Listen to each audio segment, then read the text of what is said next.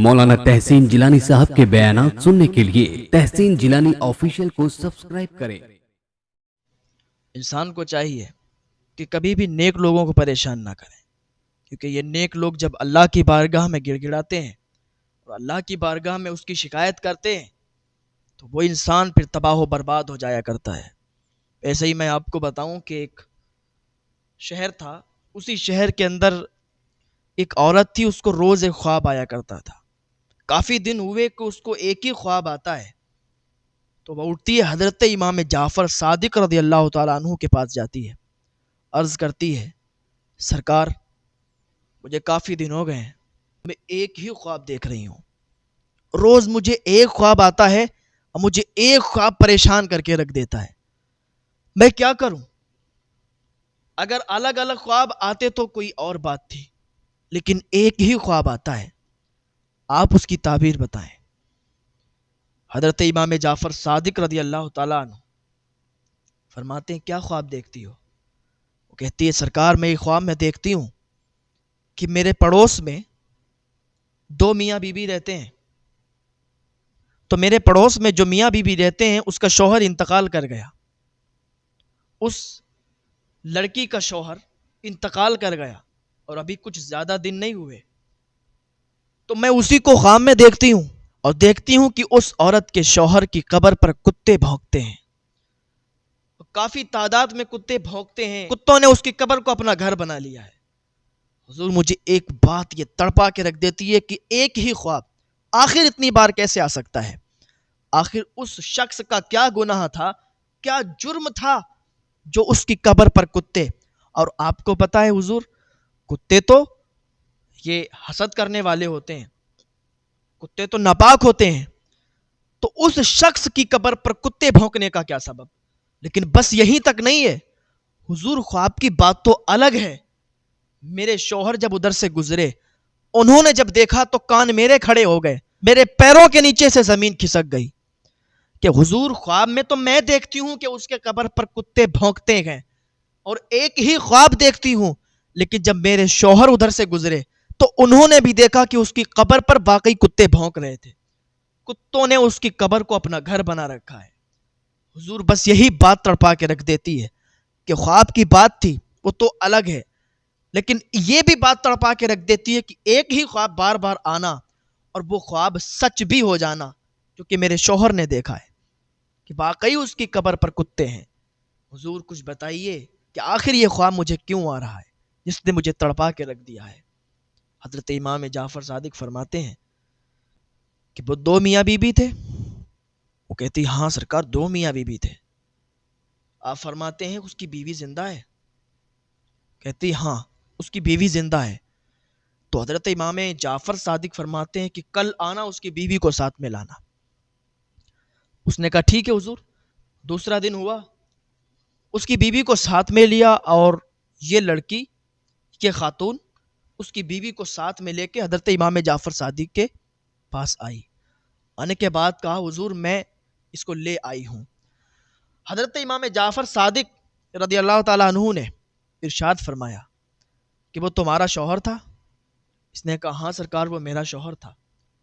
تو کہا اچھا یہ بتاؤ کہ آخر اس کی قبر پر کتے کیوں بھونکتے ہیں؟ کتوں نے اس کی قبر کو اپنا گھر کیوں بنا رکھا ہے؟ اس نے کہا سرکار مجھے یہ تو پتا نہیں کہ اس کی قبر پر کتے کیوں بھونکتے ہیں، ہم خود اسی بات سے افسوس ہے کہ میں نے کئی بار یہ خواب دیکھا ہے، اور پھر ریالٹی بھی یہی ہے کہ میں جب بھی ادھر سے گزری ہوں تو میں نے اپنے شوہر کی قبر پر کتوں کو بھونکتے ہوئے دیکھا ہے۔ مجھے بھی یہ بات تعجب میں اور حیرت میں ڈال دیتی ہے کہ آخر ایسا کیوں ہے؟ حضرت امام جعفر صادق نے فرمایا اچھا ٹھیک ہے، مجھے یہ بتاؤ اس کا عمل کیا تھا، اس کا کون سا ایسا گناہ تھا کہ جس کی وجہ سے اس کی قبر پر کتے ہیں؟ کیا تم نے اپنی زندگی میں جب سے اس کے ساتھ ہو، جب سے تمہاری شادی ہوئی، کیا تم نے آج تک کبھی دیکھا ہے کہ وہ ایسا کوئی جرم کرتا ہو جو تم نے دیکھا ہو، کوئی ایسا گناہ اس کا ہو جو تمہیں پتا ہو؟ اس کی بیوی نے یاد کیا، ذہن دوڑایا، کہا ہاں اس کے 3 گناہ تھے، وہ 3 گناہوں کو کیا کرتا تھا، ہو سکتا ہے کہ شاید ان 3 گناہوں کی وجہ سے اللہ تعالیٰ نے اس کی قبر پر کتوں کو مسلط کر دیا ہے۔ حضرت امام جعفر صادق فرماتے ہیں بتاؤ وہ 3 گناہ کیا کرتا تھا؟ تو وہ کہنے لگی اس کا ایک گناہ تو یہ تھا کہ وہ نیک لوگوں سے نفرت کرتا تھا، منافق بھی تھا، منافقت کرتا تھا، ادھر کی بات ادھر کرتا تھا، ادھر کی بات ادھر کرتا تھا، اور منافق بہت بڑا تھا۔ منافق کسے کہتے ہیں؟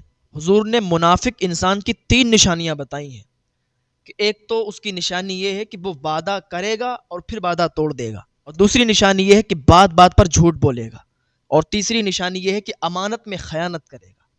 تو منافق بہت بڑا تھا اور نیک لوگوں سے بہت زیادہ نفرت کرتا تھا، نیک لوگوں سے لڑائی لڑتا تھا۔ تیسرا گناہ اس کا یہ تھا کہ شراب پیتا تھا اور شراب پی کے لوگوں کو گالیاں بکتا تھا، شراب پی کے ہر وقت لڑائی لڑتا تھا، کتوں کی طرح بھونکتا رہتا تھا۔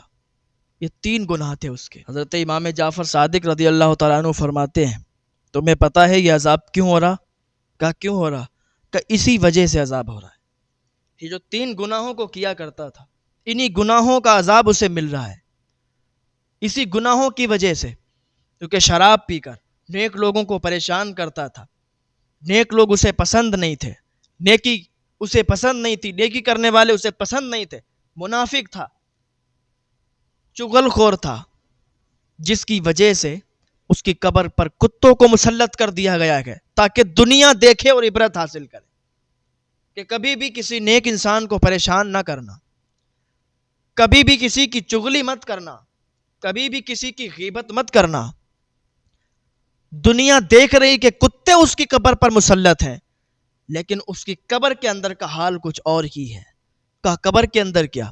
کہا قبر کے اندر اسے سانپ اور بچھو اور کیڑے ڈس رہے ہیں، نوچ نوچ کر کھا رہے ہیں، اس کو آگ سے جلایا جا رہا ہے، آگ کی زنجیروں سے مارا جا رہا ہے، قبر کے اندر بھی عذاب ہو رہا ہے، اور قبر کے اوپر کتے مسلط کر دیے گئے تاکہ دنیا دیکھ کر عبرت کرے۔ اے لوگو، اللہ کی بارگاہ میں معافی طلب کرو، گناہوں سے توبہ کرو۔ یہ گناہ بہت عام ہے، چغلی، غیبت، اس گناہ سے باز آ جاؤ، اور جو شراب پیتے ہیں شراب سے باز آ جاؤ، ان کی دنیا بھی خراب ہوگی اور آخرت بھی خراب ہوگی۔ اللہ تعالی ہمیں نیک عمل کی توفیق عطا فرمائے، گناہوں سے بچنے کی توفیق عطا فرمائے۔ یہ ہمیں عبرت دی جاتی ہے تاکہ بندے سدھر جائیں، تاکہ وہ دیکھیں اور ان کے دل میں اللہ کا خوف آ جائے۔ لیکن آج ہمارے دل پتھر ہو چکے ہیں، ہم اگر سامنے سے بھی کوئی چیز دیکھ لیں تب بھی ہمارے دل یہ پگھلتے نہیں ہیں، کیونکہ پتھر ہو گئے، اور یہ دل